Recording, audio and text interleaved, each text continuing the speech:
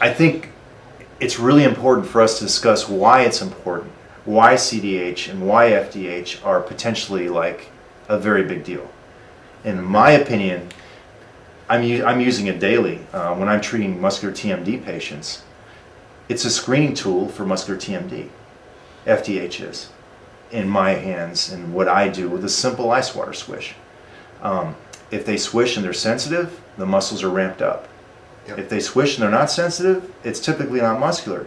So if it's a TMJ patient, that all of a sudden points me towards the joint itself or something else is going on. You know, so I think it's hugely important. And then relative to everyday dentistry, I don't care if we're talking endodontics or crowns or fillings or, you know, even sealants, orthodontics, you know, implants. Implants, believe it or not, I've actually seen people that have a supposed hypersensitivity response to an implant when in reality it's referred pain from an adjacent tooth. Or I've even seen it on the opposite side of the arch. Right. Yeah. And, you know, the things I've seen they go against everything I was taught in school. Yeah. Not necessarily against, but they're absolutely off the wall. Yeah. So what do you think? What's your opinion on why this is important? I believe this is important because of the connection of different systems that we have in the body. For instance, the pain modulation with the tooth with CDH, we'll refer to it as CDH for the moment. That modulation is picked up by neurosensory processing centers, both on a local level with the trigeminal nucleus and centrally, likely with the thalamus and hypothalamus, that then produce a reactivity with the musculature, and I think it's likely that there are direct connections that go from the teeth with the air sensitivity directly to the muscles. That was studied by Shurav et al. In the early-ish 80s and found to be the case. Yeah. So what happens is that you end up with an adaptive influence from the CDH, from the sensitivity of teeth, that ends up producing a reflex response by the muscles of mastication. And they can make things dysfunctional.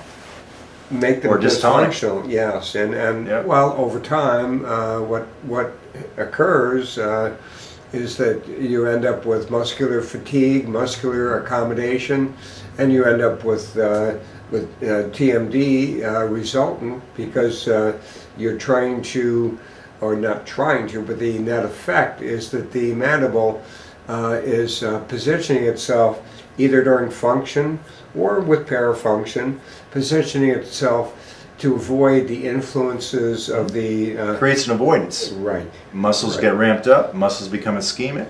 Right. You know, for whatever reason, they're biochemical reasons, let's not necessarily delve that deep. From an restorative dentist standpoint, what that means is that if you're in an adaptive influence from the sensitivity of the teeth Right. with the muscles, then you're holding yourself in a position. Naturally, your MIP is different, your lateral contacts are different. Therefore, any subsequent restorative is built to an erroneous position. And then you perpetuate a bad thing. Right. And Right. they go down this dark path that nobody can find. And And, the these dark non-specific path, pains. Yeah. Yeah, the dark path includes all the aspects of occlusal disease. Right.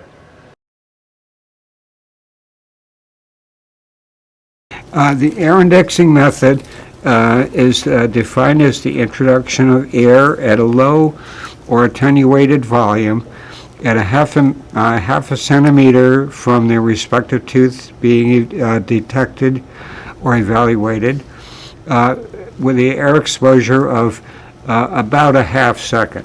Tooth number 15.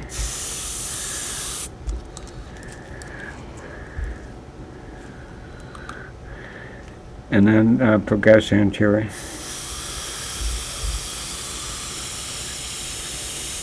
We're at about a 45-degree angle to the long axis of the tooth.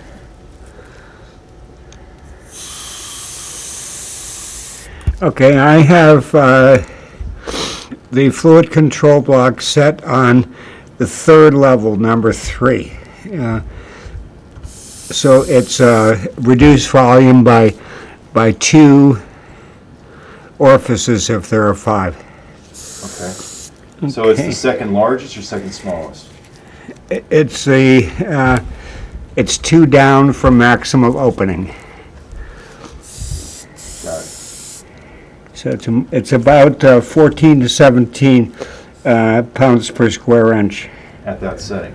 Yes. So we show start. us. So you start at the buccal? Start the buccal with the farthest tooth back. On this left side, on the upper left, that's number 15. So a little air here. Then move to the next forward tooth. We're at about a 45-degree angle to the long axis of the tooth. Duration of air exposure is a half second to a second. Okay.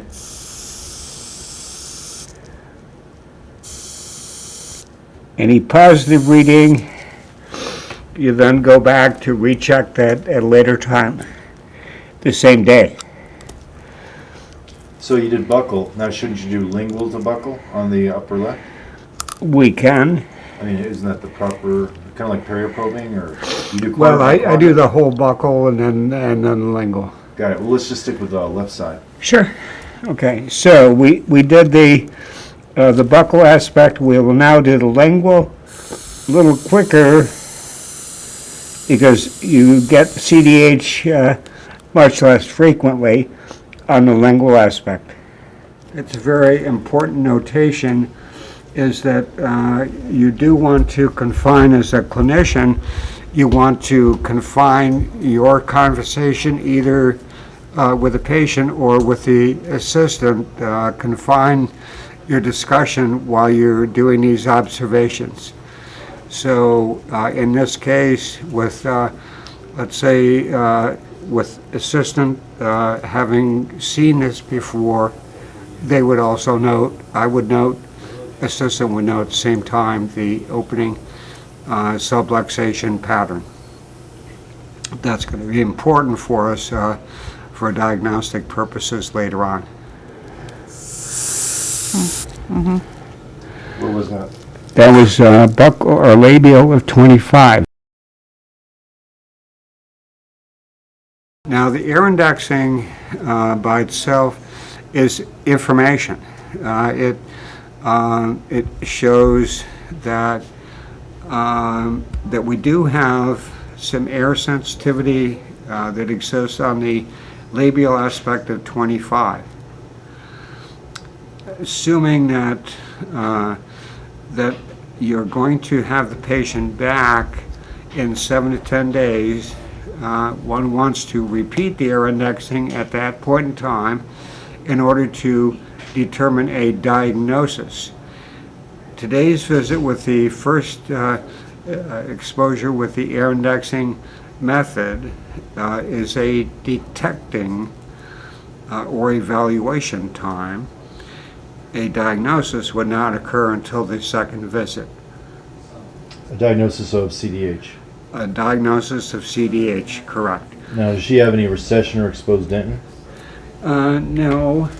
In a dental office, you certainly have availability of an air water syringe, but a fully open amount with somebody that does have that air index or a positive air index, positive response to air, if you use the full volume of air, it's likely to not be a pleasant circumstance for the patient. Prolonged exposure to air or increased volume, either one, can accentuate the desiccation which is produced by open tubules, open dentin tubules, where the outflow of water that's inside the tubule is desiccated or dried out, so you have more of an outflow. what you are looking for with the air indexing, we'll call it an air indexing method, what you're looking for is a patient threshold response. It's a detection, not a prolonged desiccation that's involved. A fluid control block has a dial with 5 different levels of air. Let's say a fifth, we'll start with a fifth has the full open condition to whatever the outflow volume normally is with narrower to syringe, whereas let's say a 1 hole is the least amount of air that's emitted. The incoming volume of, let's say the outflow with a standard airway syringe is somewhere around 70 or 80 pounds per square inch. And that's standardized in the industry. Okay. So one doesn't have to worry about that. No. Now, a second variable that is taken out of the equation or the question is that you're working with ambient air temperature. Now, most of us have an ambient air temperature in a dental environment somewhere around 70. So we don't have, let's say with the cold water swish, they're looking at maybe 50 degrees, 40 degrees of exposure of teeth to that cold temperature. I live in Vermont, and so in Vermont half the year we have cold environments. So ingestion of cold air from the environment could also produce 2 different stimuli to the tooth, the cold and the air. In a dental environment, in a practice environment, generally it's around 70, give or take a couple degrees. Now, with air indexing method itself, it was designed really to be air delivery beginning on the most distal tooth. Let's say if you start on the upper right, on the buccal, it would be the most distal tooth with the tip, I call it a wand, but the tip of the air with a syringe directed directly toward the cervical area at a distance of about a ½ centimeter or 5 millimeters. And you expose the tooth for about a ½ second to air, and again you're looking at a reduced volume so as not to disturb the patient, but rather just detect an initial response. So in this case, let's say if one were to have it full open with a number 5 hole, an individual might respond with 20 teeth sensitive to the air. But that's not what we're doing. We're starting off with a low volume of air. We're looking for a couple of teeth, a tooth or 2 or 3 that may stand out as being responsive. Now, with the air indexing method, the reason why you're looking for detection of CDH is that with exposure of a tooth to excessive bite force or bite loads on teeth, you'll end up with open dentin tubules. If you have acidic conditions, either endogenous or exogenous acids, that'll also produce open tubules. Now, how do you get open tubules? You have, first off, a smear layer that covers dentin tubules. Then you have a pellicle layer that sits over top that. Pellicle is reduced by acids daily and reforms. Both are protein, glycoprotein coverings over dentin tubules. You also, in the gingival pocket area, have cementum, which attaches to the dentin or to the root structure. So interruption of any one of those 3 causes CDH by increased number of tubules open or by increased diameter of tubules open. So that's the concept of the air sensitivity. You have to have enough large tubules open to have desiccation or removal flow of that fluid through the tubule.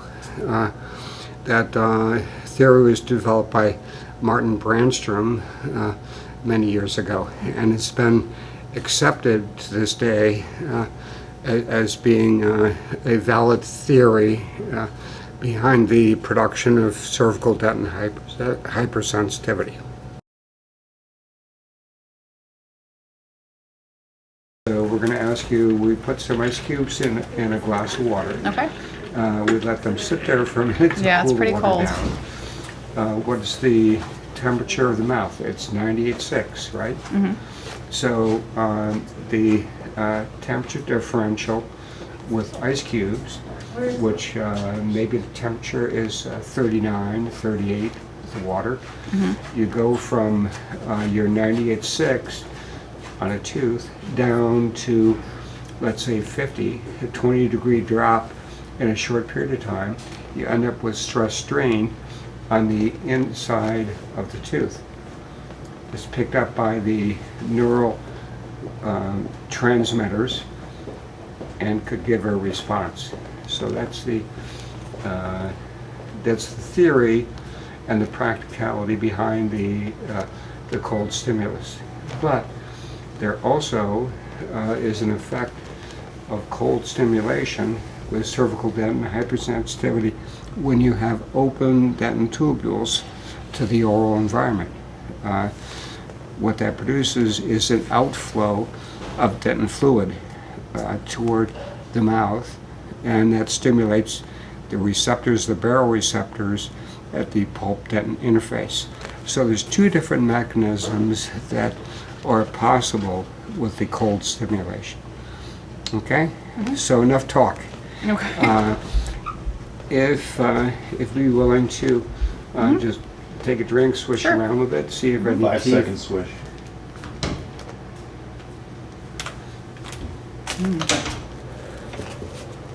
I'd say 0 to 10. I'd say a 7.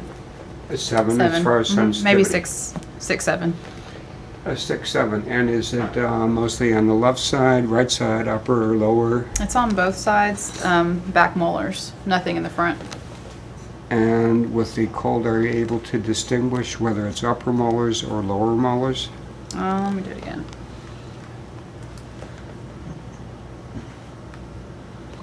More on top than the bottom. Okay. Okay. They're both, but it's just a little bit more sensitive on top. Right. Now with the cold stimulation, it's more difficult to identify the exact location of the response. So that is noteworthy as far as the cold water swish. Also with gravity, if you're using water or ice water, let's say, it may be, let's say if it's an upper tooth, it's more difficult to determine whether it's upper or lower because of gravity. The liquid, the cold water, will go down to the bottom pretty quickly. We ought to talk about the 3 mechanisms involved with cervical dentin hypersensitivity, Okay. CDH. A theory that was introduced by Martin Brandstrom years ago In the 60s? Relates to open dentin tubules. So you have the sensory mechanisms from the pulp at the pulp-dentin interface. Right. You have open tubules on the oral side of the root structure, and you have water that it has in particular an outflow that causes the mechanism of CDH. Now that's the first mechanism, and The most accepted, yes, right? widely accepted. Yes. And the treatment of desensitizers involves either occlusion of those tubules or the use of depolarizing agents that block the neural transmission from the receptors at that pulp-dentin interface down the line of the axon or the neurological sensory pathway. Right. So that's the first theory, most widely accepted. The second one, odontoblast transducer theory, that was introduced by Rapp et al. Shortly thereafter. And with that theory, you had stimulation of the odontoblasts, which would then give the signal to the nerves for the neurologic or neuroinflammation, which was stimulation with CDH. Sure. So as time went by with the odontoblast transducer theory, that came out of acceptance really, because there wasn't a direct connection between the odontoblast to neural elements. Okay. Subsequently, in the last few years, it's gained greater popularity because of the knowledge that transducers, molecular transducers, are emitted from the odontoblast that modulate the transmission down the neuron. Right. So that's second theory, and So it's no longer the lost stepchild. They No. give it some credence. no. With the first theory, hydrodynamic theory requires open tubules and outflow of fluid. The second theory and the third theory, which is the frictional dental hypersensitivity theory, neither of those require open tubules to transmit the or to produce the nociceptive influence pain associated with CDH. So I'll hand the floor over to you for cervical dentin hypersensitivity. For cervical or Sorry, frictional? For frictional. Okay, the first thing, cervical dentin hypersensitivity, the CDH, Right. totally different in that it's implying the use or the influence that dentin has in the tubules, as you described. But FDH, frictional dental hypersensitivity, I named it dental, not dentinal, because I don't think it's just dentin. I think it has to do with torsional flexure. It's like a biomechanical snap. Linsawanant et al., Australian people, I think it was University of Melbourne, 2008, they're trying to kind of disprove the hydrodynamic theory. So they use finite element analysis. I believe it was bovine incisors in vitro, so it wasn't in vivo. But they were basically timing the amount of time it took a cold stimulus to travel from the outer enamel through the entire enamel into the dentin. And they found that that took, let's say, a second before you could possibly stimulate tubules, or get some kind of fluid flow going on. Well, they found, I don't remember exactly the methods and materials, but they found that in much less time than it took for that cold stimulus to reverse the entire enamel interface, the pulp knew there was something going on. I'm talking like a tenth of the amount of time. So if cold has to reach here to activate that, the point is, they called it, or I called it, I don't remember if it was my naming it or their naming it, strain deformation. So it's almost like throwing something super cold at a piece of metal that's stably interposed between two vices. It'll bend one direction, and then walk away for a day, throw something super hot, let's say a blowtorch, at that same metal that's gone back and lost its strain and its fatigue and what have you, it's gone back to normal, it'll flex the opposite direction. So really a stress-strain reactivity. Right, and a snap.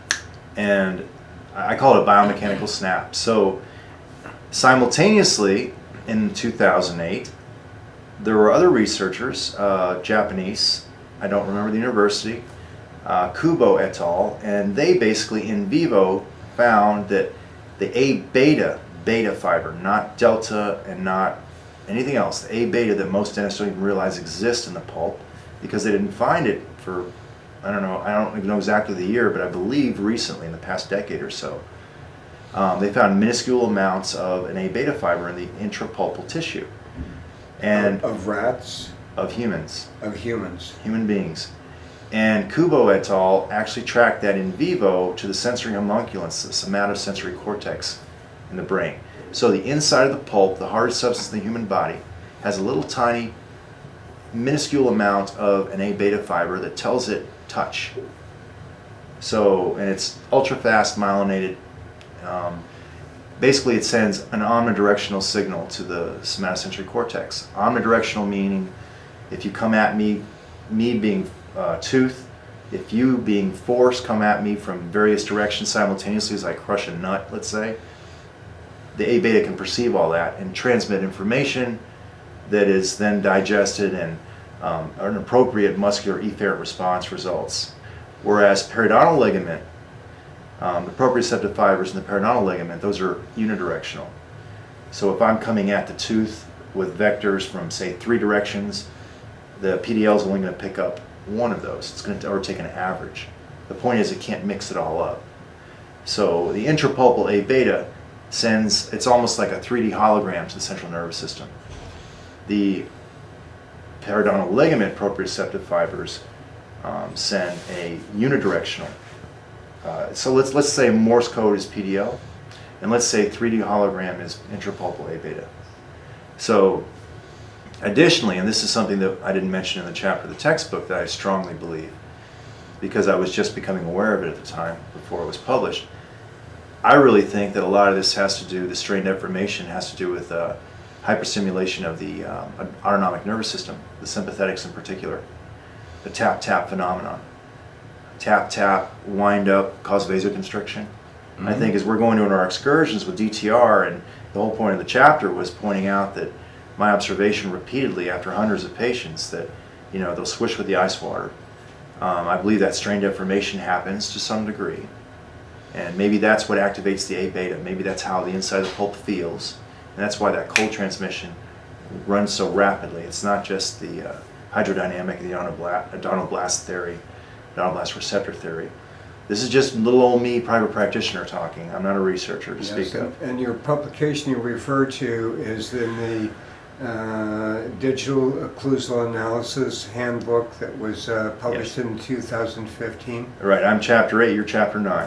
Oh. Yeah, Dr. Kirstein, that's right. So Yeah. my point is we're both in there, and this is why we're having this whole discussion. We're trying to figure out, and actually we were together all week trying to look at my patient pool and patients that have muscular TMD issues or full-blown intracapsular TMD issues that we're imaging with MRI and CT, and we're trying to find the ones that are appropriate for coronoplasty and or additive therapy via the immediate complete anterior guidance development protocol to accomplish disclusion time reduction therapy.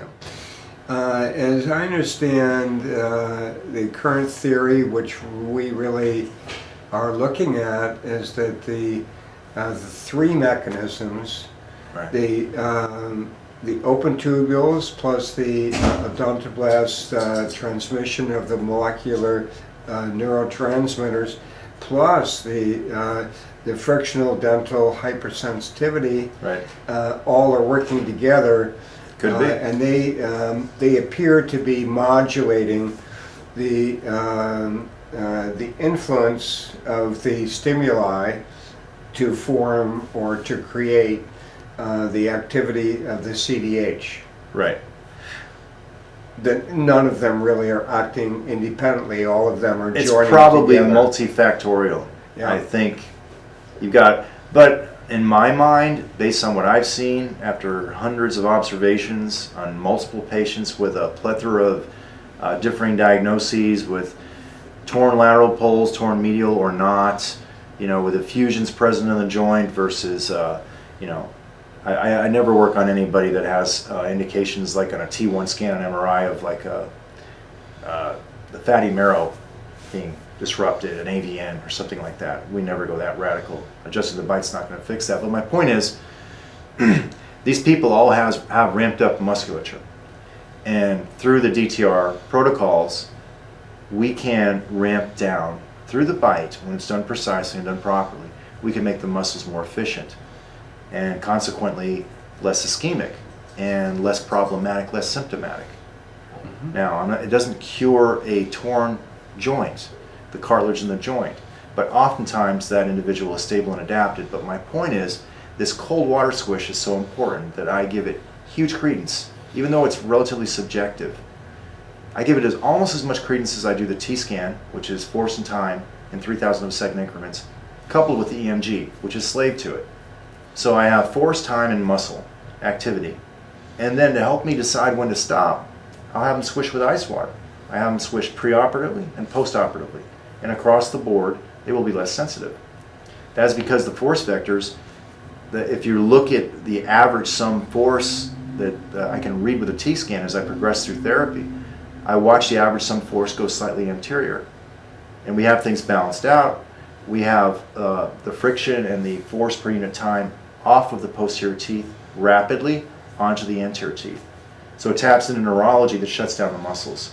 My point is, you're not flexing a tooth as much. You're not tapping in the excursion as much in time. Timing is something that we just don't study in dentistry, sadly. Because this timing, this excessive timing on back teeth, is what causes the hyperstimulation of the muscle. And consequently, it also causes hyperflexion via the torsional strain theory, I believe, of the tooth. So it lowers the threshold of sensitivity.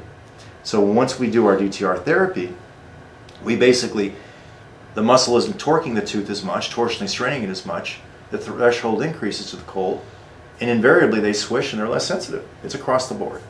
And I don't care if they have abfractions, NCCLs, recession, exposed dentin or not, it reduces. So, and I'm not saying it's completely exclusive of CDH. I'm not trying to negate its importance. I think in my mind it's an end game. People start with an FDH problem decades back when they're young, when fillings or crowns are introduced that are slightly high. And the patient doesn't have that perception, and the dentist is using the crude analog papers. They can't detect all this. They're not measuring time. They're not quantifying anything.